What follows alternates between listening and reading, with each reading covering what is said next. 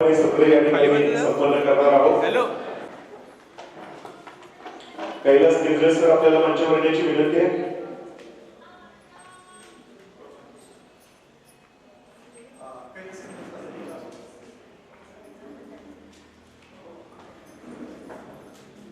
असलेले या सत्राचे अध्यक्ष सिद्धेश्वर मावटकर सर यांचा सन्मान संयोजक डॉक्टर निलेश कुलकर्णी सर आपल्या शुभ हस्ते करतील. विनंती आहे सन्माननीय निलेश कुलकर्णी सर यांना आपण समारंभ अध्यक्ष सन्माननीय सिद्धेश्वर मावटकर यांचा सन्मान करा.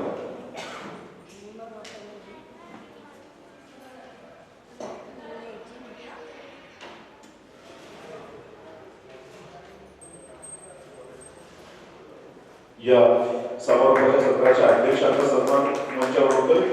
यानंतर पुढील सन्मान नारायण सुकणकर सर यांचा करावा अशी विनंती राहील. मोबाईल न्यूमरोलॉजी आणि त्यावरील चमत्कारिक उपाय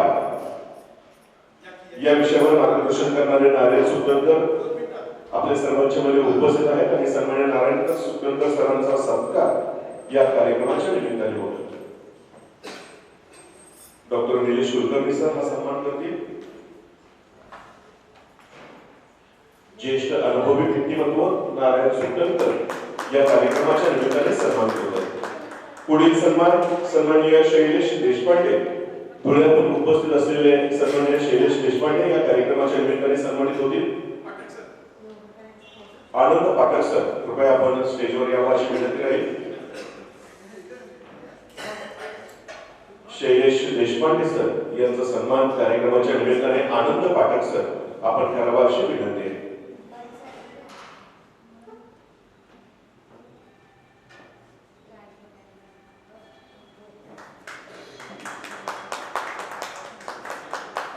यानंतर पुढील सन्मान भरत डोंगरे यांचा होईल. पुण्याहून आवर्जून उपस्थित असलेले भरत डोंगरे सर आपलं देखील कार्यक्रमाच्या निमित्ताने आम्ही सहर्ष स्वागत करतो.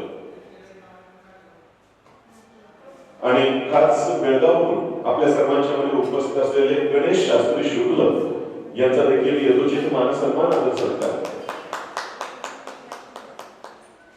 गणेश शास्त्री शुक्ल या कार्यक्रमाच्या निमित्ताने सन्मानित होतील.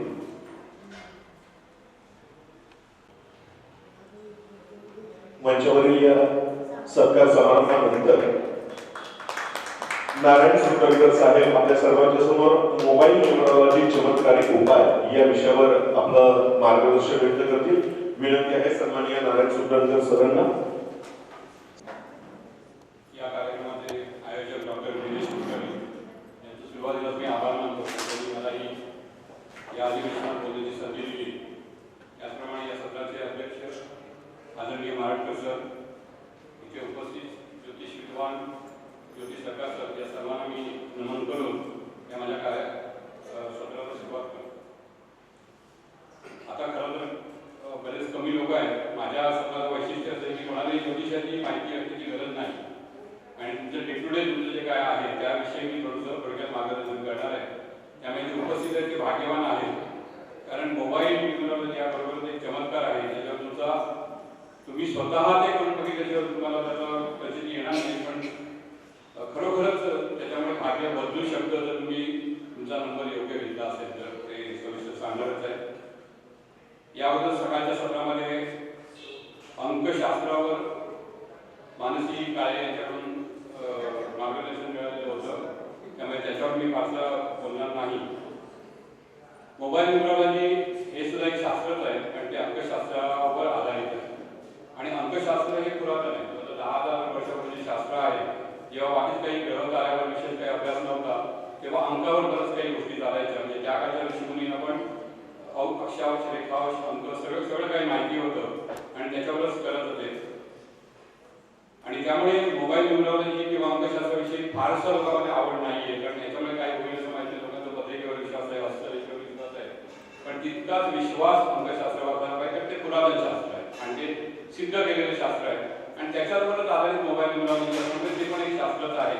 फक्त त्याच्या शास्त्राचा उगम अगदी अलीकडच्या काळात जेव्हा मोबाईल आला तेव्हा झाला. त्याच्यावर अनेक लोकांनी अनेक अभ्यास केला. तुम्ही स्वतः जेव्हा मी आज काही टिप्स सांगेन त्या जर अंमलात आणल्या आणि खरोखरच म्हणजे तुमचं भाग्य उजाडेल तेव्हा तुम्हाला त्याच्यावर विश्वास असेल, तोपर्यंत तुम्हाला विश्वास बसणार नाही. कारण कोणाच्या मोबाईल न्यूमरॉलॉजी काही इतकं सगळं आहे.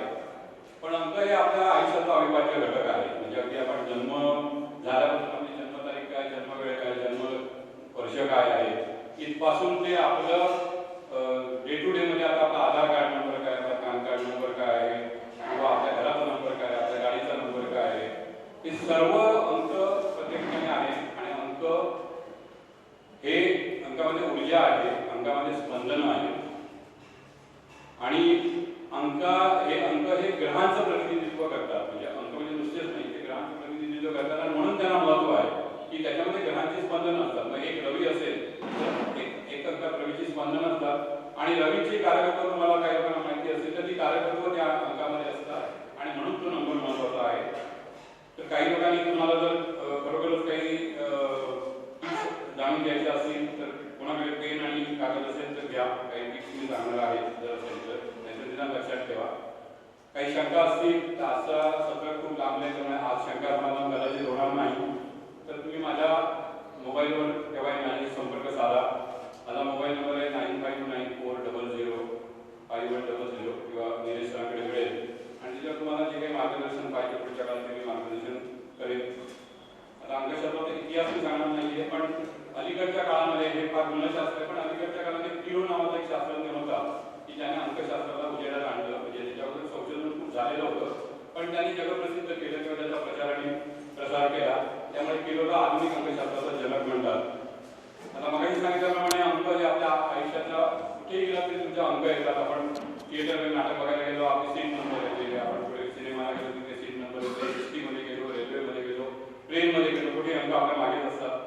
मगाशी म्हटल्याप्रमाणे जन्मतारीख, जन्मवेळ, जन्मवर्ष आहे, घर नंबर आहे, पॅन कार्ड आहे, गाडी नंबर आहे, घड्याळ आहे, आधार कार्ड नंबर आहे, पासवर्ड्स आहेत, आपले बँक अकाउंट आहे. प्रत्येक ठिकाणी अंक असतात आणि ते अंक काम करत असतात. आणि मोबाईल म्हणजे आजच्या काळात आपल्या सर्वात वापरात असलेला म्हणजे किंवा आपल्या जवळची व्यक्ती किंवा जवळची वस्तू म्हटली तर तो मोबाईल आहे. म्हणजे आपल्याला बऱ्याच वेळेला आपल्या नातेवाईकांपेक्षा किंवा आपल्या घरातल्या लोकांपेक्षा आपल्याला मोबाईल प्रिय असतो. कारण गप्पा चालू असताना मोबाईलवर काय ना काय काम चाललेलं असतं. अगदी मला मुलाचंच मी उदाहरण देतो. त्याला मी त्याच्या मुलाला सांभाळायला सांगितलं तर सांभाळ तिकडे मोबाईल बघत असतो. इतकं जवळचं नातं असतं. आणि आपण साधारण ऑब्झर्व केलं तर दिवसातून आपण कमीत कमी 8 ते 10 तास मोबाईल आपण वापरत असतो काही ना काही कारणामुळे. सोशल मीडिया असेल, कोणाचे कॉल्स येत असतील, कोणाला मेसेज पाठवायचा असेल, विविध प्रकारात मोबाईलचा उपयोग करत असतो. आणि म्हणून कारण आपण कोणाशी तरी बोलतो, कोणाशी तरी आपल्याला कॉल येतो, तर हे सगळे कॉल येणं आपल्याला त्या दृष्टीने हे अंकामधून येतात. आणि म्हणून अंक जर आपल्या मोबाईलमध्ये चांगले असतील तर आपल्याला त्याची चांगली व्हायब्रेशन, चांगली स्पंदन, चांगली ऊर्जा आपल्याला मिळेल. हे मोबाईलचं वैशिष्ट्य आहे. आपला मोबाईल सगळ्यांना माहिती आहे की आपला 10 डिजिटचा मोबाईल आहे. भारतामध्ये मोबाईलचा नंबर जो सुरू होतो तो साधारणतः 9, 7 आणि 8 या आकड्याने. त्यामुळे तिथे आपल्याला सुरुवातीला फार ऑप्शन्स नाहीये की आपल्याला एक 9 नंबरने सुरू होणार आणि 7 नंबरने 8 नंबरने होईल. पण जो काही आहे तो आपल्याला ऍक्सेप्टेड आहे. पण मोबाईल न्यूमरॉलॉजीचे आता सगळ्यांनाच इथे असतील त्यांना माहिती असेल की आपली जी जन्मतारीख आहे, म्हणजे समजा मला 22 तारखेला जन्म झालेला असेल तर माझी 22 म्हणजे 2 अधिक 2 4 एकच मी टोटल करायचं. तर 4 हा माझा मुलांक आहे की जो सर्वात आयुष्यामध्ये माझ्यामध्ये महत्वाचा आहे. माझा मुलांक, त्याला काही लोक ड्रायव्हर पण म्हणतात. म्हणजे इंग्लिश किंवा हिंदीमध्ये जर तुम्ही कधी लेक्चरचं इंग्लिश तर ड्रायव्हर म्हणतात. ड्रायव्हर म्हणजे गाडी चालवणारा. आणि त्याने गाडी चालवल्याशिवाय आपण पुढे जाणार नाही. त्यामुळे ड्रायव्हर किंवा आपला मुलांक आपल्या आयुष्यामध्ये नेहमीच अत्यंत महत्वाचा असतो. आणि संपूर्ण जन्मतारखेची टोटल केली म्हणजे माझा जन्मतारीख, जन्म महिना आणि जन्मसाल पूर्ण हे घेतली तर त्याला भाग्यांक म्हणतात किंवा त्याला इंग्रजीमध्ये त्याला कंडक्टर म्हणतात. हे दोन्ही अंक महत्वाचे असतील. तर मोबाईलचा पण नियम काय, साधारणपणे काय नियम असावे तुम्हाला चांगला मोबाईल पाहिजे असेल तर 10 डिजिटची टोटल बेरीज शक्यतो आपले 10 डिजिट असतात त्याची टोटल जी आहे एकूण बेरीज केली ती शक्यतो आपल्या मुलांकाशी जुळणारी पाहिजे. म्हणजे समजा माझा मुलांक 4 आहे, 4 ला जणांनी 4 जर मला टोटल मिळाली म्हणजे एक मी टोटल केल्यानंतर तर ती फारच चांगली आहे. पण नसेल तरी 4 अंकाचे जे मित्र किंवा शत्रू किंवा त्याचे जे आहेत ते असणे जास्त चांगले आहे. तो जर अँटी नंबर असेल म्हणजे त्याचा शत्रू नंबर असेल तर बऱ्याच वेळा आपल्याला प्रॉब्लेम क्रिएट होतात. म्हणून आपण मोबाईल घेताना शक्यतो बघावा की आपला मोबाईल आपल्या मुलांकाशी कुठेतरी जुळतोय का, तो मुलांकाशी तसाच मिळतोय की मुलांच्या मित्र अंकाशी मिळतोय, तर ते आपल्याला बघू शकता. सुरुवातीला ते सांगतो, काही लोक म्हणते की माझ्याकडे मोबाईल नंबर आहे, आता मी काय करू. तर त्याच्यावर पर्याय एवढाच आहे की तो मोबाईल आपण काही बदलू शकत नाही किंवा त्या आकड्यात फेरफार आपण करू शकत नाही. तर तो आणि हल्ली आपला मोबाईल हा बँक आणि अनेक महत्त्वाच्या कामासाठी आपण वापरत असतो, त्यामुळे सडनली आपण तो बदलू शकत नाही. तर आपण तो मोबाईल तसाच ठेवा, आपण एक नवीन नंबर घ्या आणि त्या नवीन नंबरावर जास्तीत जास्त कॉल रिसिव्ह करणं आणि कॉल करणं हे काम करा. आणि जो आपल्याकडे आता जो आपला चांगल्या अंकाचा मोबाईल नंबर नसेल तो बाजूला ठेवा. ते बँक खातं वगैरे बाकीच्या कामासाठी, ज्या महत्त्वाच्या कामासाठी आपल्याला जे आहे ते वापरू शकता.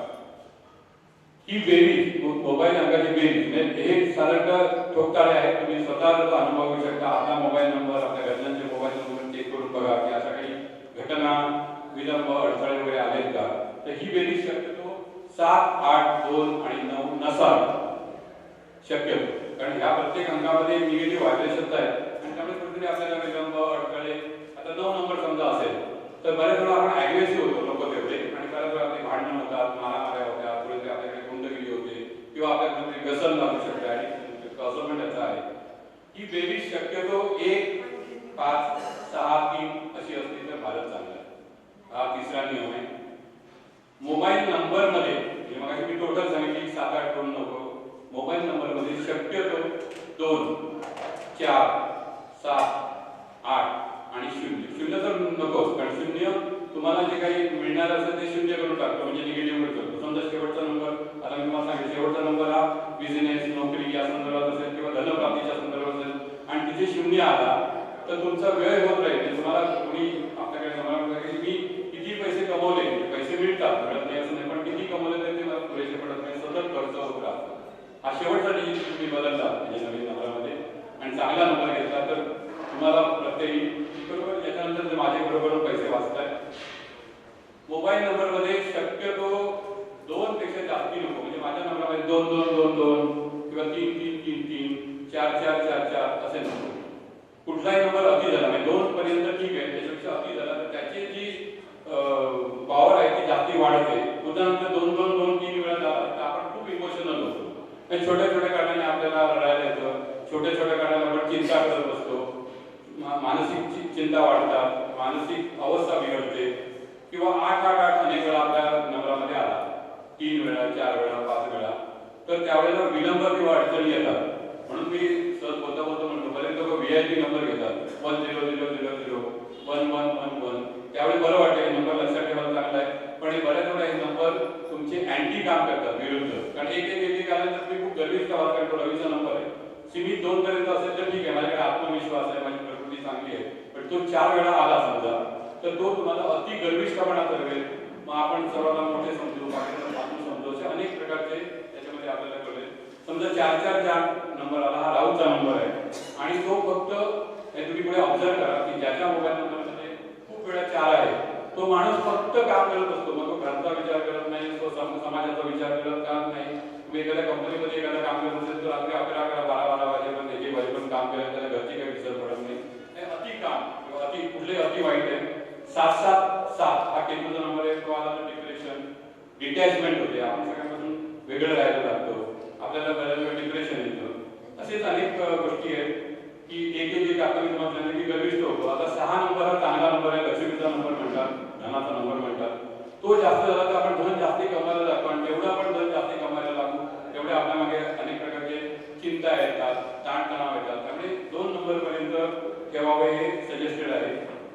आता मोबाईल नंबरमध्ये ही माहिती फारशी अनेक ठिकाणी अवेलेबल नाही, थोडक्यात मी सांगतो. प्रत्येक नंबराला एक वैशिष्ट्य आहे, म्हणजे आपले जे 10 डिजिट आहे, 1, 2, 3, म्हणजे आपला जो नंबर काय 959 नंबर 00 आहे, त्यातला मला 9, 5, 4 असा जो प्रत्येक डिजिट आहे, तो प्रत्येक डिजिट पण काहीतरी बोलत असतो.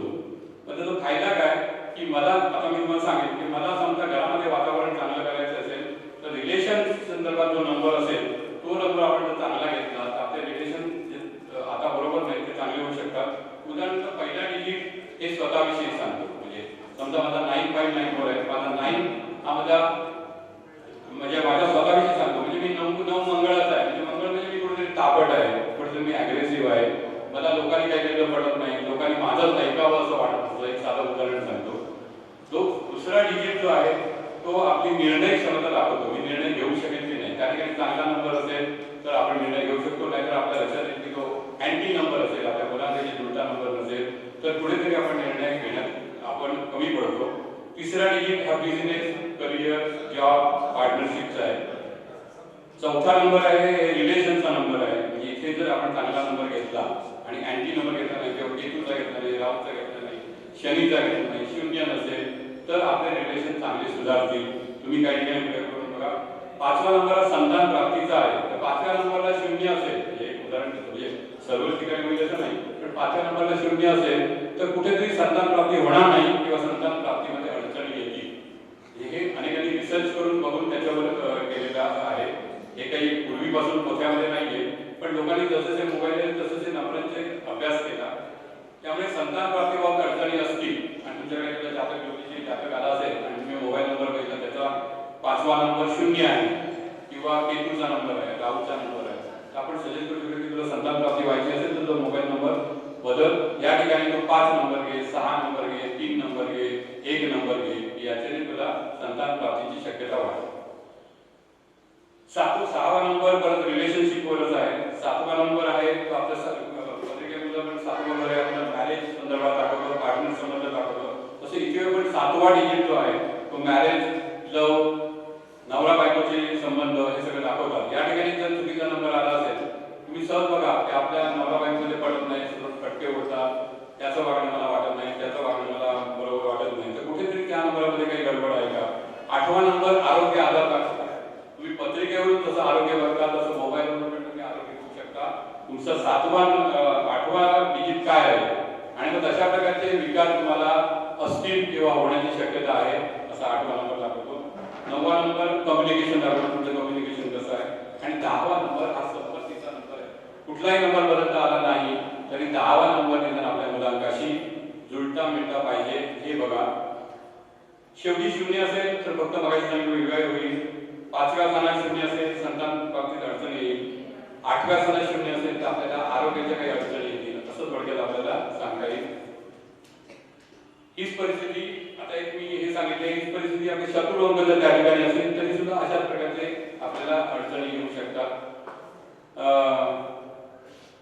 मुलांक आता जसं आपल्या पत्रिकेमध्ये आपण युती बघतो, रवी शनी युती आहे, चंद्र मंगळ युती आहे, तसं मोबाईलमध्ये पण युती असतात. म्हणजे आता 9.9400 असं असतं, माझा 9 युती झाली, नंतर 94 आहे म्हणजे 595 युती झाली, नंतर 4 आहे पण 94 असे, असं तुम्ही जोड्या लावून बघा.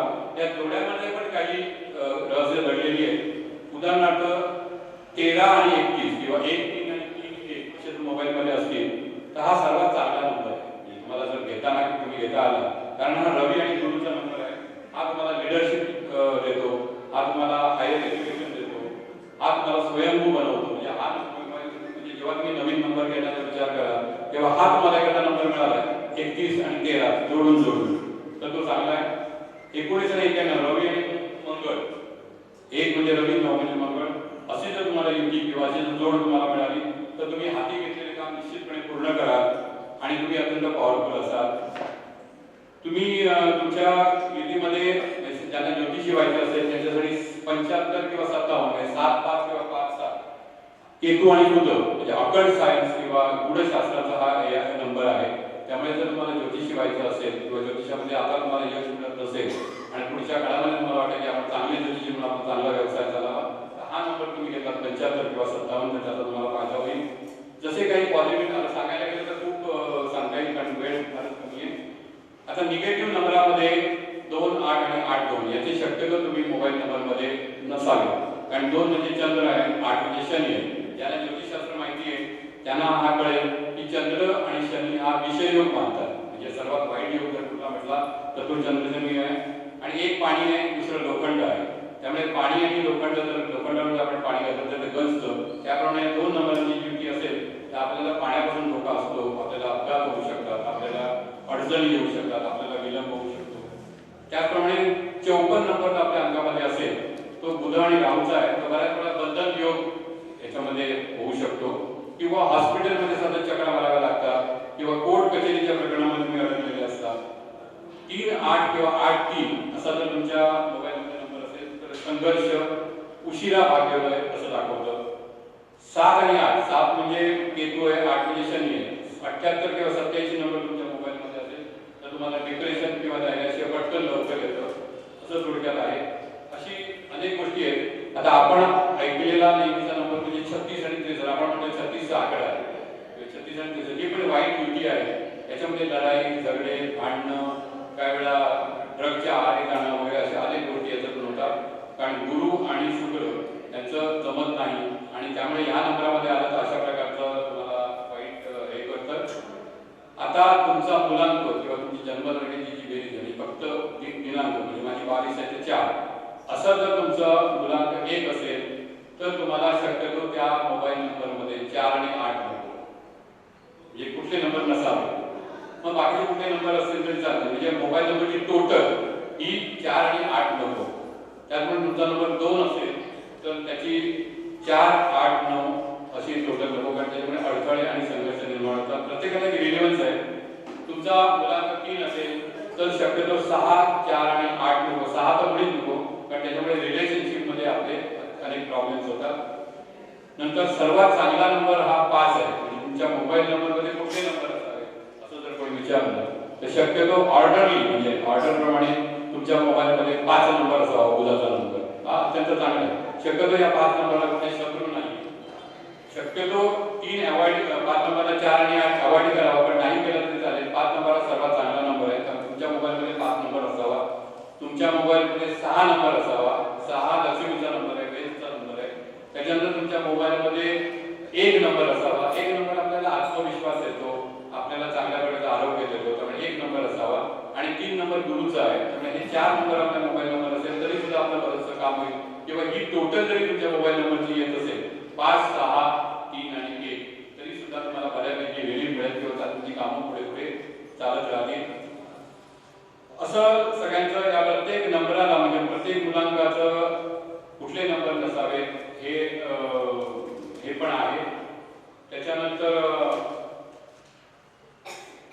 अर्थात दुसऱ्या म्हणजे मोबाईल नंबरला सुद्धा खूप महत्व आहे. तुम्ही एकदा बघून बघा. जसं आम्ही पत्रिका बघताना पण सांगतो की सुरुवातीला जेव्हा तुम्ही ज्योतिष शिकता तेव्हा तुमची स्वतःची पत्रिका अभ्यासा, तुमच्या घरातल्यांच्या पत्रिका अभ्यासा, त्याच्यानंतर तुमच्या आसपासच्या नातेवाईकांच्या अभ्यासा, ज्यांचे इव्हेंट झाले ते बघा, ते कधी झाले त्याप्रमाणे तुम्हाला शिकता येईल. तसंच मोबाईलमध्ये तुमच्या स्वतःच्या मोबाईलचा अभ्यास करा, आपल्या घरातल्यांच्या मोबाईलचा नंबराचा अभ्यास करा, आपल्या आसपासचा अभ्यास करा, तुमचा स्वतःचा अनुभव घ्या आणि मग तुम्हाला पटेल की मोबाईल न्यूमरॉलॉजी जी अंकशास्त्रावर आधारित आहे ही पण तितकीच शास्त्रशुद्ध आणि चांगली आहे. आणि याचे अनेकांनी अनुभव घेतले. म्हणजे मी सुद्धा अलीकडेच लोकांना काय लोकांना पटतच नव्हतं. अजूनही लोकांना पटत नाही काय ते मोबाईल बद्दल काय होईल असं लोकांना वाटतं. पण खरोखरच म्हणजे मी विषय असा ठेवला होता की मोबाईलचा नंबर आपल्या योग्य असा घ्या आणि तुमचा चमत्कार घडेल किंवा तुमचं भाग्य उजाडेल किंवा तुम्हाला जे जे आयुष्यात प्रॉब्लेम आहेत त्या ठिकाणी तो नंबर घेतला तर तुमचे ते प्रॉब्लेम दूर होतील असं मोबाईलचं आहे. आणि त्याचप्रमाणे गाडीचे नंबर्स पण तुम्हाला आहेत. आता गाडीच्या नंबरला विशेष मी सांगणार नाही. हेच नंबर गाडीच्या नंबरला होतात, हेच नंबर घराच्या नंबरला देतात. तुमच्या घराचा नंबर 6 असेल म्हणजे टोटल 6 असेल तर तुम्हाला लक्षात येईल की आपल्याकडे संपत्ती भरपूर आहे. आपले 5 नंबर असेल चांगला नंबर आहे, आपल्याकडे 3 नंबर असेल चांगला आहे, 1 नंबर चांगला असेल. हे जर तुमच्याकडे 4, 8, 2, 7 हे नंबर असतील तर कुठेतरी अडचणी असतात, हे असतात. तर मग घराचा नंबर लोक सांगतात तुमचा समजा 48 म्हणजे 4 नंबर आहे घराचा तर तुम्ही कुठेतरी तिथे एक असं आपणच छोटासा पेनाने लिहा. म्हणजे आपण एक उपाय तो 5 नंबर होतो, टोटल 5 होते आणि 5 नंबर चांगला आहे असं काही काही आहे. आता गाडीच्या नंबरमध्ये असं म्हणतात नाही ज्याने अभ्यास केलाय त्याप्रमाणे की 28 नंबर शक्यतो नको कारण त्याने ऍक्सिडेंटची शक्यता वाटते. 48 किंवा 84 नंबर नको कारण त्याच्यामुळे डेथ किंवा डेथ रिलेटेड संघर्ष करावा लागतो. आणि 45, 54 मगाशी मी तुम्हाला सांगितले काय बंधन योग आहे. आपल्याला कुठेतरी बंधन योग म्हणजे तुरुंगात जाणे किंवा कोर्ट कचेरीच्या मामल्यात बसणं किंवा हॉस्पिटलमध्ये जाणे अशासारखे होतात. तर असं मोबाईल नंबरमध्ये बऱ्यापैकी तथ्य आहे. हा सुद्धा फार एक मोठा विषय आहे ज्याच्यावर 2-2 दिवसाची किंवा 4-4 दिवसाची पण व्याख्यानं म्हणजे वर्कशॉप आयोजित केले जातात. आता पण तुम्हाला मी जी माहिती दिली हीच नुसती माहिती जरी या क्लासमधून शिकवतात त्याची फी 5,000 ते 15,000 रुपये आहे. आजकाल तुम्हाला कल्पना नसेल कधीतरी गुगलवर सर्च करा की मला मोबाईल न्यूमरॉलॉजी शिकायची आणि जे चांगले शिकवणारे आहेत ते मोबाईल न्यूमरॉलॉजी शिकवण्यासाठी 15,000 रुपये फी घेतात. म्हणजे कल्पना करा. म्हणजे शेवटी जे काही तथ्य आहे म्हणून बरेच म्हणजे कलाकार असतील किंवा इतर राजकारणी लोक आहेत ते स्वतःचे नंबर त्याप्रमाणे बदलून घेतात. मग बाहेर काही असेल पण कारण काय त्यांना कधी आयुष्यात यश पाहिजे असतं, आयुष्यात कुठेतरी मोठं व्हायचं असतं, तर मोबाईलने अनेक गोष्टी आपल्या आयुष्यात आपण बदलू शकतो. तुम्ही आता नीट अभ्यास घ्या की कुठलंही शास्त्र असं आहे की मी त्याचा अनुभव घेतल्याशिवाय मला जातकाला सांगता आणि तुम्ही अनुभव घ्या, तुम्ही अभ्यास करा. तुम्हाला ज्या बाबतीत काही अडचणी येत असतील किंवा काही विचारायचं असेल तर नंतर तुम्ही केव्हा तरी सावकाशपणे मला फोन करून विचारू शकता. मी तुम्हाला मार्गदर्शन करीन. मी सांगितलेला अख्खा नंबर मिळणार नाही, पण निदान आपण टोटल पासून सुरुवात करू शकतो. आपण काही चांगले नंबर त्याच्यामध्ये समाविष्ट करू शकतो. आणि मगाशी मी तुम्हाला सांगितलं की आपला सुरुवातीच्या मोबाईलमध्ये नंबरमध्ये काही फेरफार करू शकत नाही, कारण तो आपल्याला दिलेला असतो. तो महत्त्वाचा आहे, कारण आजकाल बँकेपासून सगळीकडे नंबर गेलेला असतो. त्यामुळे तो आपल्याला काही लगेच काढून टाकता येणार नाही. एक दुसरं एक स्कीम काढून घ्या, दुसरा एक चांगला नंबर घ्या आणि तो टाका आणि जास्तीत जास्त तो ऑपरेट करा आणि बघा आयुष्यात आपल्या काय होतं. तुम्हा सर्वांना शुभेच्छा देतो माझं व्याख्यान आणि धन्यवाद देतो की माझं व्याख्यान तुम्ही ऐकून घेतलं. वेळ असता तर कदाचित अजून मी 1-2 तास त्याच्यावर तुमच्याशी बोललो असतो, पण तेवढा वेळ नाही आहे. मला आयोजकांनी इथे बोलवलं आणि संधी दिली त्याबद्दल तुमचे धन्यवाद. आणि आमच्या कार्यक्रमाचे सत्रचे अध्यक्ष जे आहेत मारुटकर सर, ते माझे गुरुच आहेत, त्यांचं पण आणि माझे 2 शब्द संबोधतो. जय हिंद, जय महाराष्ट्र, जय ज्योतिष. माझं नाव नारायण सुकटणकर आहे. माझा मोबाईल नंबर आहे 959400. माझ्या नंबरमध्ये 0 आहे, पण मी तो आता सांगतो, पण माझा काही नंबर आता बदलला आहे. तो बदलला नंबर आता देण्याकडे अजून तो चालू व्हायचा. 9594005100. आणि मी आयुष्यात खूप संघर्ष केले, खूप विलंब माझ्या म्हणजे सगळ्या गोष्टी मिळत गेल्या, पण त्या विलंबाने मिळत गेल्या. आता स्वतःचा अनुभव आहे, म्हणून मी माझ्याकडे हा नंबर लोकांना देतो की माझ्या नंबरामध्ये पण बघा कसं आहे. 9594. तुम्ही प्रेडिक्ट करू शकता की माझ्या आयुष्यात म्हणजे मोबाईल नंबराने तुमचं आयुष्य कसं चाललेलं असतं याचा 8 डिजिट करून मी सांगू शकतो. तुमच्या आयुष्यात काय काय घटना घडल्या असेल, म्हणजे सध्या तुमची काय परिस्थिती असेल, इतकं ट्रान्सपरंट ते शास्त्र आहे. तर ते शास्त्र समजावून घ्या, स्वतः त्याचा अभ्यास करा. आजकाल तुम्हाला बऱ्याच गोष्टी अवेलेबल आहेत. तर मला परत एकदा नंबर सांगतो 9594005100. थँक्यू. आवडते व्यासपीठ या कार्यक्रमाचे आयोजक तुमचे सन्मित्र निलेश काका कुलकर्णी, मला लावलेले सत्राध्यक्ष आदरणीय श्री महाराष्ट्र सरजी, उपस्थित या ठिकाणी ज्योतिषप्रेमी. खरा खूप चिंतनाचा विषय आहे बदलती पिढीची मानसिकता.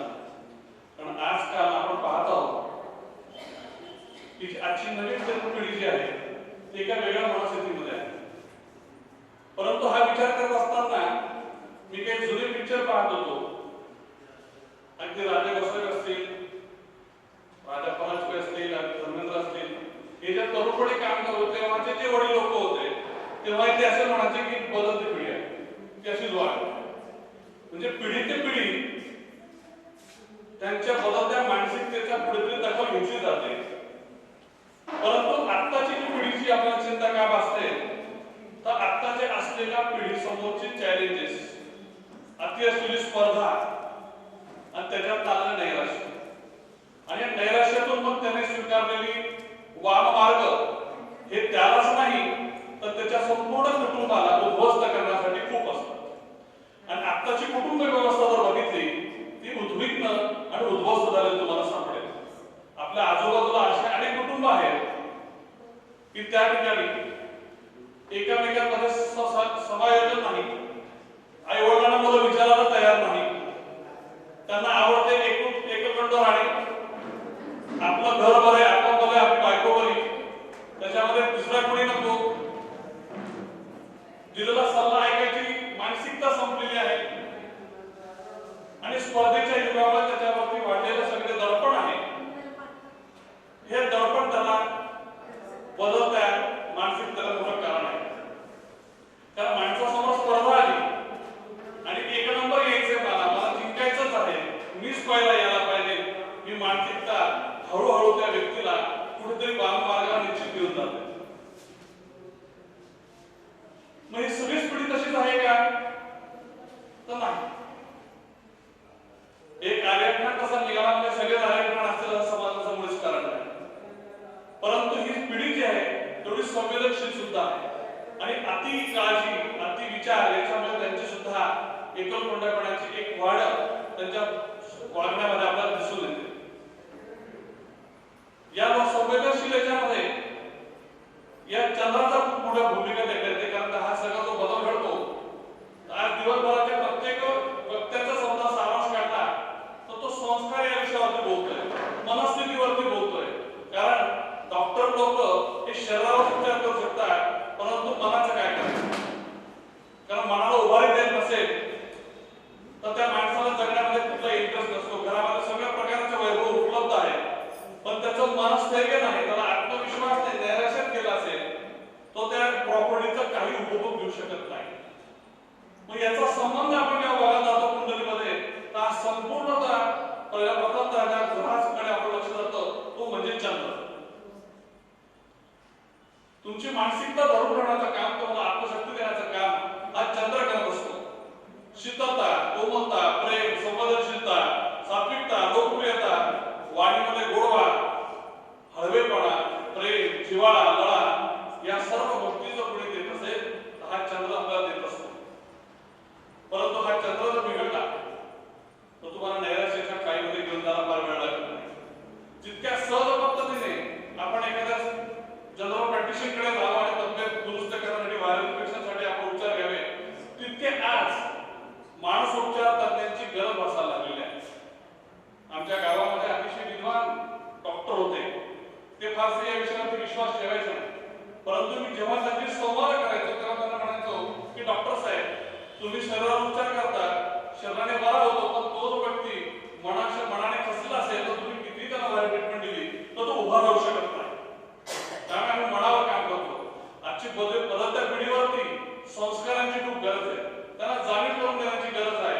अनेक वेळा आई वडील एकटे राहतात, पती पत्नी वेगळे राहतात, त्यांच्याकडे बघायला त्यांच्याकडे वेळ नाही. त्याच्यामुळे या कुंडलीतल्या चंद्राकडे बघणं खूप गरजेचं आहे. कारण हा चंद्र जेव्हा कुंडलीमध्ये चांगला असेल तर बाकी सगळे ग्रह जर खराब असतील तरी सुद्धा हरकत नाही, तो राजासारखं आयुष्य जगू शकतो. पण सगळे ग्रह चांगले, राजयोग आहे आणि चंद्र खराब आहे तर राजयोगाचा सुद्धा तो फायदा घेऊ शकत नाही. त्यामुळे त्याच्या चंद्राकडे असणं फार गरजेचं आहे. आपल्याकडे जातकानंतर तर त्याचा चंद्र बिघडलेला असेल, षष्टम स्थानामध्ये असेल, अष्टम स्थानामध्ये असेल, द्वादश स्थानामध्ये असेल तर तुम्ही त्याला 100% सांगता की तुझं आत्मकेंद्रित मन नाही, तुझं कॉन्सन्ट्रेशन होत नाही, तुला सर्दी, सायनस यासारखे आजार होतात, तर तो चटकन तुमची कोणाचं होणं म्हणजे तुम्ही बरोबर सांगता. कारण तो चंद्र बिघडल्यानंतर त्या माणसाला त्या पद्धतीची इफेक्ट मिळायला सुरुवात होतात. परंतु हा चंद्र आमच्या काव्यात्मक लोकांना, कवी कुमारांना खूप भावतो. प्रेमिका सुद्धा आपल्याला आपल्या प्रेमाचा साक्षीदार सुद्धा ते चंद्राला ठेवतात. चंद्र आहे साक्षीदार. आणि हा चंद्र जर संपूर्णतेकडेच असेल तसा तो त्याची चंद्रकोर सुद्धा आपल्या मनाला भावते. मग सांगितलं आनंद पेटवळकर सरांनी की मी कुठला धर्म मानत नाही. बरोबर आहे. मी जेव्हा पीएचडी करताना माझ्या पहिल्याच पानावरती लिहिलं की आमच्या या शास्त्राला कुठेही धर्म जात पंथाचा लवलेश नसावा, कारण सगळ्यांचे प्रश्न सारखेच आहे. मनुष्य म्हटलं की त्याला ते कॉमन प्रश्न भेडसावत असतात आणि हे भेडसावणारे प्रश्न हे चंद्राकडे असतात. आता बदलत्या पिढीची आहे त्यांची मानसिकता आपला दुरुस्त करत असेल तर त्या कुंडलीचा चंद्र आपण निश्चित दुरुस्त केला गेला पाहिजे. मग दुरुस्त करायचं असेल म्हणजे काय करणार? तुम्ही त्याला म्हणतो की हा चंद्र मातेचा कारक आहे, तुम्ही त्याच्यावरती जपानुष्ठान करा, त्या चंद्राची शांती करा, तुम्ही काहीही त्याच्यावरती उपचार करू शकता. परंतु घरात निघताना आपल्या आईचा आदरपूर्वक नमस्कार करून तुम्ही जर बाहेर पडले तर तुम्हाला चंद्र दुरुस्त झाल्याशिवाय राहणार नाही. आणि असं संपूर्ण चंद्राचं आपण जर अवलोकन जर केलं तर आपल्या असं लक्षात येईल की हा चंद्र आपल्या मनावरती परिणाम करत असताना याला दुरुस्त केलं तर आत्मनिर्भरता येते, मनुष्य उभं जातो. कुठल्याही गोष्टीचे प्रेशर असतं. सकाळची धावपळ केली, सरांची बघितली धावपळ करत असताना त्याचा चंद्र हलत होता, कारण वेळेची धावपळ आलेलं गॅस येत नाहीये, इथे लोक सगळे जमा झालेले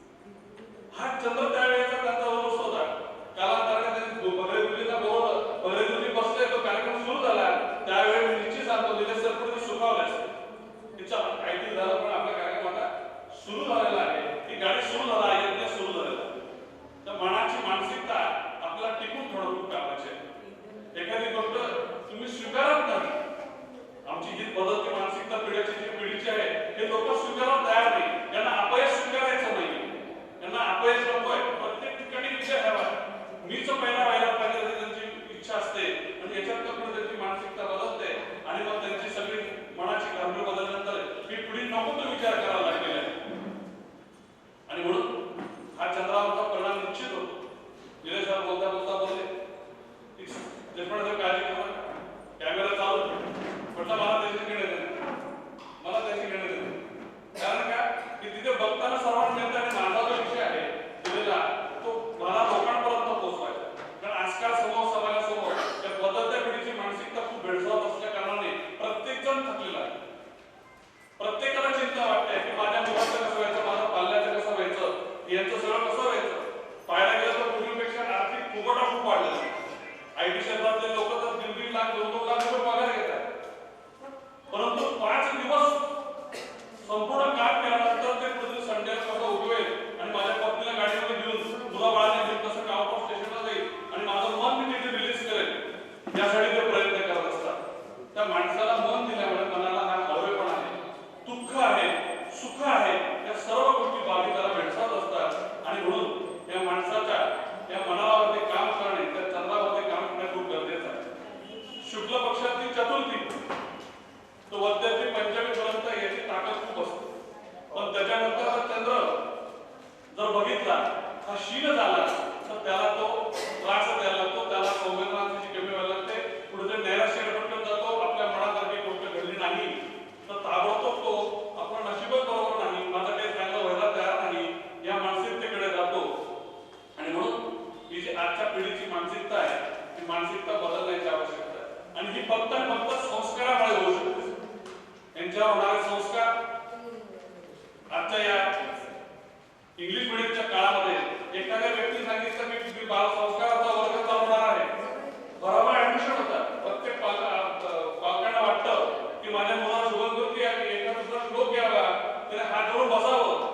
संध्याकाळची वेळ आहे, दिवाबत्ती लागली गेली आहे आणि घरातील मुलं तर सुद्धा त्या ठिकाणी गेम खेळत असतील, पिक्चर पाहत असतील तर ते चित्र चांगलं वाटतं की हे मुलं देवासमोर शुभंकृती म्हणताना चांगले दिसतील, हा विचार आपण केला पाहिजे. म्हणून संस्कार हा बालका मनावरती व्हायला पाहिजे आणि हा संस्कार होण्यासाठी त्या कुंडलीमधला तो चंद्र तुमचा दुरुस्त व्हायला पाहिजे, तो सशक्त व्हायला पाहिजे. आणि म्हणून आपल्या मनावरती आई वडिलांनी केलेले संस्कार आपल्याला कुठेतरी पुढे घेऊन जात असतात. आपण तर फार जवळ आईच्या, प्रत्येक मुलगा आपल्या आईच्या जवळ असतो आणि आईच्या जवळ असताना आईची पुढे जबाबदारी होते, ती जेवढी चांगले संस्कार करेल, ती जेवढा त्याच्यावरती पैलू पाडेल तेवढा त्याचा चंद्र चांगला होतो आणि तो मुलगा मोठा होत असताना निशुद्धीकडे जातो आणि ही पिढी कुठेतरी मग सशक्त होते आणि अशा तोट्या मोठ्या क्षुल्लक गोष्टीवरून आपलं मन खच्चीकरण न करता ती यशस्वी होते. आणि म्हणून या साताऱ्याच्या जवळ ज्या ठिकाणी सज्जनगड आहे, 300-450 वर्षापूर्वी स्वामी रामदासांनी म्हटले म्हणाले मन करायला पसंत, त्यांनी शरीर पसंत करायला नाही सांगितलेलं, त्यांनी मन पहिले पसंत करायला सांगितलेलं आहे. कारण ज्या व्यक्तीचं मन पसंत असतं तो सर्वीकडे चांगल्या पद्धतीने वावरत असतो, यशस्वी होत असतो. आपण एक जाहिरात बघतो, दर के आगे जीत है. वाचताना बघताना फार शुल्लक वाटते, पण ती जर नीट अभ्यासली तर त्याच्यामध्ये खूप मोठा संदेश मला दिसतो.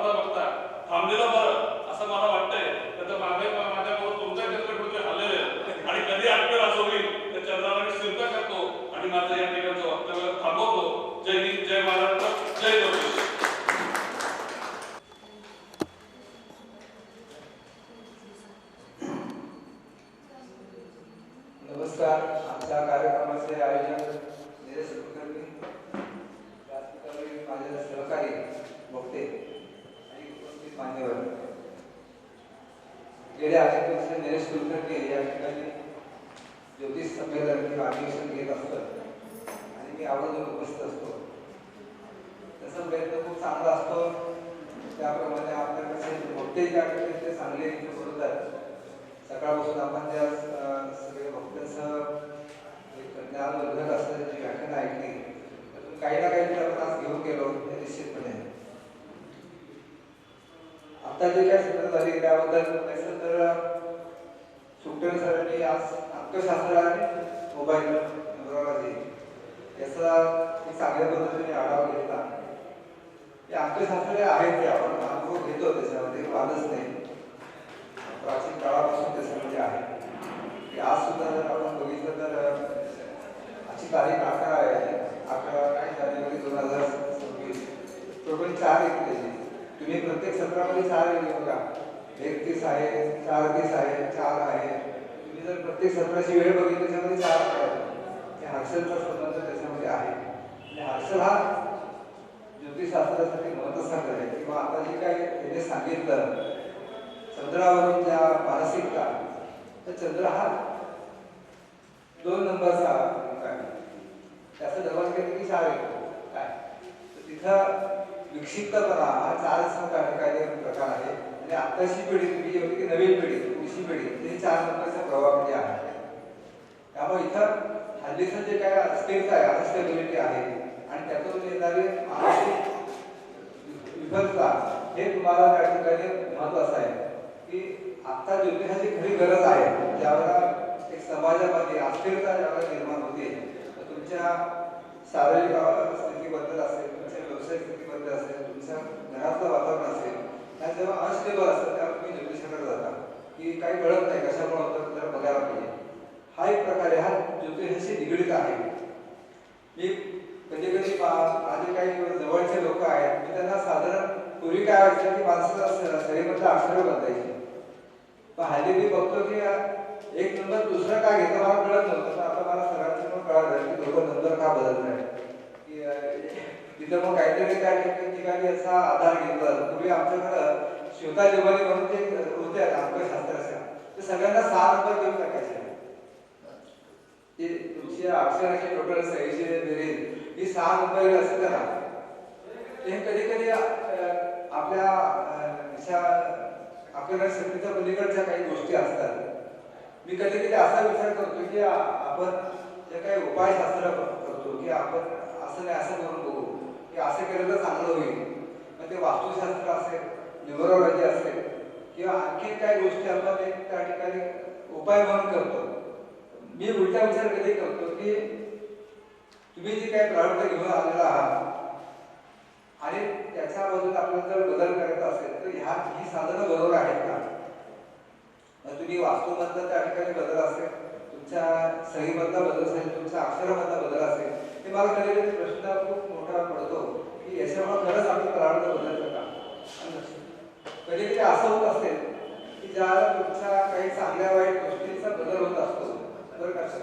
कधी कधी चांगल्या वाईट गोष्टी ज्या बदलतात त्या तुम्ही त्याच्या संपर्कात येत असता. तुम्ही वाईट काळामध्ये वाईट घरामध्ये राहता, वास्तूप्रमाणे अशुभ घर असेल किंवा तुम्ही त्या ठिकाणी जेव्हा तुमचा चांगला काळ चालू होतो किंवा दशा चालू होतात तर तुम्ही कधीतरी असं होत असेल की तुम्ही एखाद्या वास्तुतज्ञाकडे गेले, तुम्ही घरामध्ये दुरुस्ती केली तर तुमच्याकडे जे लोक येतात नंबर बदलायला कदाचित त्यांचा चांगला काळ चालू झाला असेल, त्यावेळेला दशा चांगले चालू झाले त्यावेळेला तुमच्याकडे नंबर बदल येत असते. आपण तसा पॉझिटिव्हली विचार करू की कदाचित काळात त्यावेळेला बदलणार कारण तुम्ही नंबर बदलता. हे त्याच्यामध्ये थोडंसं त्या ठिकाणी त्याला समर्पक गोष्टी असू शकतात. ह्या गोष्टी आहेत, फक्त त्या ठिकाणी तुम्ही तुमच्या वेळेनुसार बदलत असता. म्हणजे तुकाराम महाराजांचं जे आहे ना की जेव्हा समुद्रीला भोग सारे तेव्हा आपले धोका अंगारे, हे आपले धोका अंगारेच आहेत. नंबर बदल करून की आपले पूर्वी बाबा धोका अंगारे द्यायचे, आता आपण नंबर बदलतो किंवा वास्तुवादा बदल सांगतो. तर तुमचा प्रार्थ ज्या बदल तेव्हा तुम्ही ते बदल करता, तोपर्यंत तुमच्या लक्षात येत नाही त्या गोष्टी. ते प्रारब्ध बदलणं हा आपल्याला मागे जाऊन त्या ठिकाणी का कधी बदलू शकतं. तर मग तुम्ही शेवटी मूळ पत्रिकेकडे येता. मूळ पत्रिका म्हणजे काय, तुमच्या पूर्वकर्मानुसार तुम्हाला मिळालेलं सुख दुःख हे तुम्ही मूळ पत्रिकेमध्ये बघू शकता. आणि मग त्याच्यामध्ये होणारा बदल हा तुम्ही दशा अंतर्दशामध्ये बघू शकता. मी तिथं प्रत्येक गोष्टीला काहीतरी एक कारण असतं, निमित्त असतं त्या ठिकाणी, आणि त्यावेळेला तुम्ही ते बदल त्या ठिकाणी करत असता. किंवा आता माझ्या नंबरमध्ये खूप वाईट गोष्टी आहेत त्या ह्या ज्या म्हणजे आणखी काय कसं सातवडच्या कांबळे भाई त्या त्या असं व्याख्यान येतात. त्यांनी जी वाईट नंबर सांगितलं सगळे माझ्या नंबरमध्ये 9822092234. तिथं 2 आणि 8 आहेत त्याच्यामध्ये, शेवटी 4 पण आहेत. ते ह्या सगळ्या गोष्टी आता ठीक आहे. मी काय समजतो, माझं जे काही प्रारब्ध आहे त्या नंबरशी निगडीत आहे. आलं लक्षात? माझं टोटल 6 आहे. एक चांगली गोष्ट तुमच्या नंबर 6 आहे, कारण पैसे चांगले मिळाले मला. तर तिथं तो जो प्रकार आहे त्याच्यामध्ये की आपल्या प्रारब्धानुसार आपल्याला अंक मिळालेले असतात असं मला म्हणायचं, आणि त्यात बदल करायची मला आवश्यकता वाटते नाही. आलं लक्षात? तर तिथं मी म्हणतो की ठीक आहे, माझ्या प्रारब्धानुसार ह्या सगळ्या गोष्टी होत असतील कदाचित, आणि तिथं मी त्या ठिकाणी बरोबर सांगेन. मी आपण बरोबर आहे का हे बघायला हरकत नाही. मी माझा नंबर आणि मी बरोबर आहे का हे बघायला काहीच हरकत नाही. ज्यावेळेला तुम्ही तुमच्यामध्ये बदल होतात चांगले आणि वाईट, त्यावेळेला तुम्ही तुमचे नंबर हे बदलत असतात. उलट नको व्हायला की तुम्ही त्या ठिकाणी चुकीच्या वेळेला चुकीचे नंबर घेतले, असं पण कदाचित होऊ शकतं. की तिथं त्या ठिकाणी आता एखादा धार्मिक व्यक्ती उपासना करणार आहे, काहीतरी त्याच्यामध्ये तो प्रवचन कीर्तन करतो आणि त्याला 6 नंबर दिले तर चुकीचं होईल. हा, तर त्या लोकांविरुद्ध त्याला जर पैसे मिळायचे म्हणून 6 नंबर दिला तर ते उलट्या गोष्टी होतील. त्याला जे करायचं आहे तो करू शकतो. तर त्या दृष्टीने पण आपल्याला विचार करावा की तुझं काम काय आहे, तुझं काम काय आहे, त्याप्रमाणे तुला त्या ठिकाणी गोष्टी स्वीकारल्या पाहिजे. तिथं तुला काय करायचं आहे, तुझं प्रारब्ध काय आहे आणि तुला पुढं जायचं, त्यानुसार त्या ठिकाणी बघायला पाहिजे. आता मानसिकता हा जो प्रकार आहे हा फक्त चंद्राशी निगडीत नाही. चंद्र हा महत्वाचा घटक आहे. चंद्रावरनं तुम्ही लाईफस्टाईल ओळखू शकता. म्हणजे वृश्चिक रास 2 व्यक्तीचे आहेत, तो नरेंद्र मोदी आणि राहुल गांधी. एकाचा चंद्र मंगळावर आहे, एकाचा चंद्र नेपच्यूनवर आहे. तो काय कन्फ्यूज आहे एक चंद्र वृश्चिक राशीचा काय कन्फ्यूज आहे, एक भक्का पाहिजे मंगळाचा. तिथं तो कोणाच्या बरोबर काम करतो हा एक महत्वाचा मुद्दा आहे. दुसरी गोष्ट काय आहे की बुध सुद्धा खूप महत्वाचा असतो. मी जेव्हा सायकोलॉजी तुम्ही बघता तर बुधाची कंडिशन खूप महत्वाची असते. की जे आंतरवर्ती ग्रह बुध, शुक्र आणि चंद्र हे 3 ग्रह तुमच्या मानसिकतेवर परिणाम करणारे आहेत. फक्त त्याचं स्वरूप वेगळं वेगळं आहे. हे इंटरनल ग्रह हे तुमच्या इंटरनल बॉडीवर काम करतात. बाह्यवर्ती ग्रह तुमच्या बाह्य ग्रहावरती, मंगळ गुरु राहू तुमच्या बाह्य स्वरूपावरती काम करतात. हे 3 ग्रहांचा खूप महत्वाचा ऍस्पेक्ट असतो. बुध हा इतका लहान असतो तरी तो सगळ्यात जास्ती काम करणारा ग्रह आहे. तर तिथं त्याचा आपल्याला त्या ठिकाणी खूप महत्वाचा रोल घेतला असतो बुधाचा. आणि मी म्हणतो की प्रत्येक व्यक्ती सायकोलॉजिकल ही विकसितता असते किंवा मानसिक विकाराची असते. प्रत्येक व्यक्ती असते, फक्त घटनानुसार ती बदलत असते. तुमच्या घरात चांगली घटना आली तर त्या ठिकाणी प्रसन्न असतो, उत्साही असतो. त्यावेळेला ते काहीतरी प्रसंग वाईट येतात तर तो डिस्टर्ब असतो किंवा तो त्या ठिकाणी असमाधानी असतो. मग त्यावेळेला दशा अंतर्दशानुसार तो बदलत असतो. तर एकसारखा काळ कधी नसतो. तुमच्या जन्मापासून मृत्यूपर्यंत तुम्ही कायम खुश असता नाही, तुम्ही कायम दुःखी असता नाही. तुम्हाला आवडीची कामं मिळाली की तुम्ही खुश असता, तुमच्या मनासारखं झालं की तुम्ही खुश असता. तर तिथं होणाऱ्या दशा अंतर्दशा हा अतिशय महत्वाचा ऍस्पेक्ट असतो. तरी सुद्धा तुम्ही त्यात कुठे आहे की चंद्राच्या दशेमध्ये तुमच्या खूप आपल्याला तुम्हाला चांगले आणि वाईट ज्या दशेमध्ये विदशा आणि अंतर्दशा याच्या पापग्रहांशी येतात त्या ठिकाणी अतिशय कटू प्रसंगात तोंड द्यावं लागतं. तुमची सायकोलॉजी खराब होत असते. त्याच वेळेला गुरु शुक्रासारखी ऍस्पेक्ट येतात, त्यावेळेला तुम्हाला चांगले अनुभव त्या ठिकाणी आनंद देणारे तुम्हाला त्याच्यामध्ये बघायला मिळतात. तर तिथं तुम्हाला ह्या 2 गोष्टी खूप महत्वाच्या आहेत. सायकोलॉजी हा खूप महत्वाचा विषय. मी तुमच्या प्रत्येक व्यक्तीच्या मानसोपचार तज्ञ आहे आणि तुमच्याकडे येणाऱ्या जातात हा तुमच्यावरती सायकोलॉजिकल तुम्हाला त्या ठिकाणी उपचार करायचे असतात. त्याला त्या ठिकाणी काय पाहिजे असतं की माझ्या बद्दल काय दिले उपाय हा खूप नंतरचा भाग असतो. मग मी काय करायला पाहिजे आणि मग त्याच्यामध्ये माझे जे काही प्रॉब्लेम ते कधी सॉल्व्ह होतील त्या 3 गोष्टीसाठी लोक येत असतात. त्याच्यानंतरचा पुढचा भाग तो उपाय काय करायचे, मग जर अडचण असेल तर काय करायचे. तर त्याला तो आपण म्हणजे त्याला बघायला आहे पण आपल्याला सांगायला पाहिजे म्हणून आपण सांगत असतो. कारण ठीक आहे एखादी गोष्ट अशी असते की तुम्ही खूप श्रद्धेने केली त्याची पण थोडं आपल्याला त्या ठिकाणी बघायला मिळतात. चांगली उपासना केली, चांगल्या मनापासून केलं तर ते सुद्धा परिणामकारक होत असतात. पण आपल्याला अधिक महत्वाचं काय दिवसाचं पहिलं काम आहे की तुला हा प्रॉब्लेम आहे, तू हे करू का नको करू आणि हे कधी संपणार आहे, तुझा सांगता काळ किती चालू होणार आहे हे जर कळालं तर तुम्हाला यासाठी गुणपत्रिका ही खूप महत्वाची आहे. बाकीचे जे काही आपण इतर उपचार आहेत, वास्तू असेल किंवा तुमचं अंकशास्त्र असेल किंवा तुम्ही काय कुठला रंग वापरायचा, कुठला रत्न वापरायचा, हे त्याला एक आपल्या सपोर्टिंग गोष्ट आहे. तुमच्या त्याला एक असणाऱ्या त्या ठिकाणी पोषक असणारे, त्याला पोषक असणारे कमी असतील असणाऱ्या गोष्टी असू शकतील. म्हणून प्रारंभ हे तुमच्या पत्रिकेवरती अवलंबून आहे की वाचता आले तर तुम्हाला त्या ठिकाणी चांगली एक चांगलं लोकांना मार्गदर्शन करता येतं. तर आपल्या ह्या माध्यमातून लोकांना एक नॉलेज चांगलं मिळते. आपला एक उपक्रम आणखी चांगल्या पद्धतीने त्या ठिकाणी आपल्याला करता येईल. त्याप्रमाणे आज आपण काही सूचना लोकांकडून घेतल्या, त्याप्रमाणे थोडीशी आम्हाला करून की अजून चांगलं कसं करता येईल यासाठी काही मदत लागली तर आपण नक्की प्रयत्न करू. इथं आपण ह्या ठिकाणी मला बोलवलं आणि 2 शब्द बोलण्याची संधी आभारी आहे. धन्यवाद सर. आजच्या या सत्राचं आणि एकूणच आजच्या या अधिवेशनाचं आभार प्रदर्शन करण्यासाठी मी सन्माननीय डॉक्टर निलेश कुलकर्णी यांची सुकन्या वैष्णवी हिला टाळ्याच्या गजरामध्ये आमंत्रित करतोय. खरोखर गेली अनेक वर्ष वैष्णवी तिच्या आई वडिलांच्या बरोबर हे संमेलन, हे अधिवेशन व्यवस्थित पार पाडावं यासाठी सगळ्या गोष्टींच्याकडे बारकाईने लक्ष देऊन असते. खरं तर तिचं हे वय तिच्या मैत्रिणींच्या बरोबर वेगळ्या विषयामध्ये रमण्याचं आहे. मात्र आपल्या पित्याला योग्य ती साथ सोबत करण्यासाठी म्हणून कायमच वैष्णवी तत्पर असते, प्रयत्नशील असते, सर्वांची विचारपूस देखभाल करत असते. अशा या वैष्णवीकडून या सोहळ्याचा आपण आभार प्रदर्शन ऐकणार आहोत. टाळ्या वाजवूया वैष्णवी यांच्यासाठी. नमस्कार. या आजच्या व्याख्यान सत्रामध्ये आता व्याख्यान ते म्हणून लागलेले आपले नारायण सुकठाणकर सर, परत शैलेश देशपांडे सर आणि अध्यक्ष म्हणून लागलेले सिद्धेश्वर माळेकर सर, यांचे मी आभार मानते आणि हे सत्र संपले असे जाहीर करते. जे मी लाईव्ह दाखवला ते आमचे सन्माननीय श्रीमंत शेळके आप्पा आणि त्यांचे सहकारी या दोन्ही फोटोग्राफर व्हिडिओग्राफर बंधूंचा सत्कार या कार्यक्रमाच्या निमित्ताने होतोय.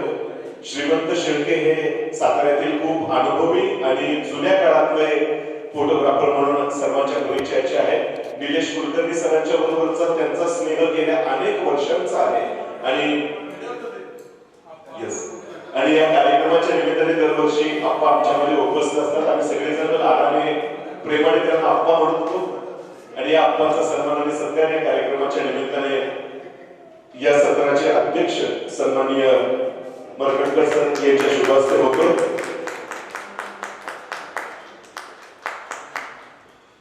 त्यांचे सहकारी व्हिडिओग्राफर यांना देखील विनंती आपण देखील आपला हा सन्मान स्वीकारावा. खरं तर फोटोग्राफरचा फोटो हा कोणत्याच कार्यक्रमामध्ये निघत नाहीये. मात्र निलेश कुलकर्णी सर हे या गोष्टीला अपवाद करतील. दरवर्षी ते या फोटोग्राफर बंधूंचा आवर्जून सत्कार करतात आणि त्याचा फोटो देखील काढला जातो, जो यानंतर प्रसिद्ध देखील केला जातो. टाळ्या वाजवून कौतुक अभिनंदन करूया फोटोग्राफर दादांचं. मित्र कसा असावा त्याचं मूर्तिमंत उदाहरण म्हणजे दिलीप धर्मे सर. आपल्या मित्रासाठी केवळ आपला रोजचा व्याप बाजूला सोडून दिवसभर निलेश सरांच्या प्रेमाखातर उपस्थित होतात. तुम्हाला अतिशय अमिट गोडीची एकापेक्षा एक अशी सुंदर गीता ऐकवतात. माझा आवाज देखील त्यांच्या साऊंड सिस्टीम मधून तुमच्या सर्वांना ऐकायला मिळतोय. ते कराडतील सन्माननीय दिलीप धर्मे सर यांचं देखील या ठिकाणी आपण कौतुक करूया. त्यांची प्रकृती बरी नसताना देखील त्यांनी तुमच्या सर्वांचं मनोरंजन करण्याचा एक सुंदर प्रयत्न केलेला आहे आणि त्याबद्दलचा विशेष मानसन्मान कौतुक या कार्यक्रमाच्या निमित्ताने व्यक्त होतोय. मयूर उत्तेकर या सभागृहाचे मालक जर आपण असाल तर विनंती आहे मयूर उत्तेकर यांना. आणि माझं सूत्रसंचालक निवेदन.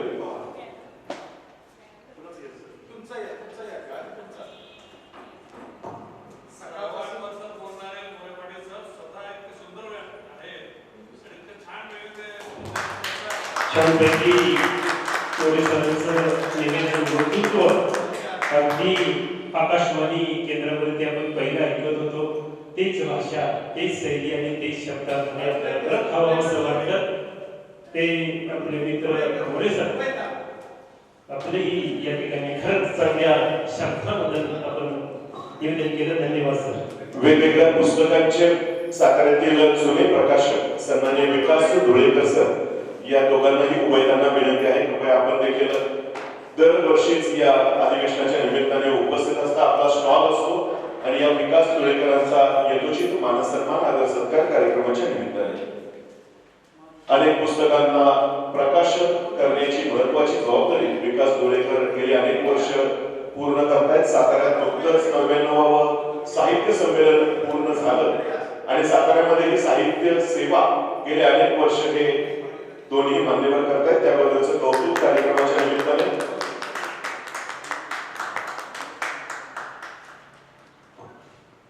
धन्यवाद. आणि यानंतर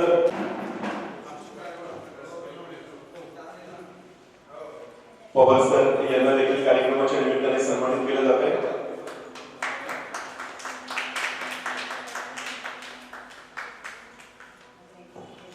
ही कॉम्प्लिमेंट त्यांना या अगोदर पण बरेच जणांनी दिली असेल. येस, टाळ्या वाजवून कौतुकाभिनंदन करूया सन्माननीय महाडिक साहेबांचं.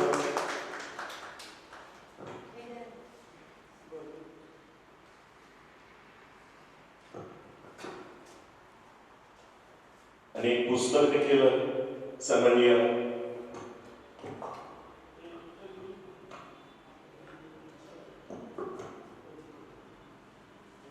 स्वलिखित पुस्तक सन्माननीय महाडिक सर डॉक्टर निलेश कुलकर्णी यांना या ठिकाणी सत्कार भेट देत आहे. आणि या सत्राचे अध्यक्ष सिद्धेश्वर मारटकर सर यांना देखील या पुस्तकाची प्रत सप्रेम भेट देण्यात येते. धन्यवाद. गणेश शास्त्री शुक्ल खास बेळगावहून उपस्थित असलेले गणेश शास्त्री यांना देखील या पुस्तकाची प्रत आवर्जून भेट दिली जाते.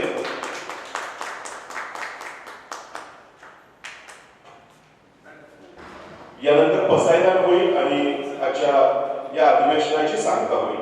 पसायदान अर्थातच सन्माननीय दिलीप धर्मे सर या ठिकाणी सादर करतील. आपण पसायदानासाठी सर्वजण उभे राहूया. आता विश्वात्मके देवे येणे वाग्यज्ञे तोषावे तोषोनी मज द्यावे पसाय दान हे जे खळांची व्यंकटी सांडो तया सत्कर्मी रती वाढो भूता परस्परे पडो मैत्र जीवांचे दुरिताचे तिमिर जाओ विश्वस्वधर्म सूर्ये पाहो जो देवांशील तो तेलाह प्राणी जात वर्षत सकळ मंगळी ईश्वर निष्ठांची मांदियाळी अनवरत भूमंडळी भेट तू भूता चला कल्पतरूंचे आरव चेतना चिंतामणींचे गाव बोलते जे अर्णव पीयूषाचे चंद्रमे जे अलांछन मार्तंड जे तापहीन ते सर्वाही सदा सज्जन सोय रे हो तू किंबहुना सर्व सुखी पूर्ण होनी तिही लोकी भजिजो आदि पुरुषी अखंडित आणि ग्रंथोपजीविये विशेषी लोकीये दृष्टादृष्ट विजये होआवे जी येथ म्हणे श्री विश्वेश्वराव हा होईल दान पसावो येणे वरे ज्ञान देवो सुखिया झाला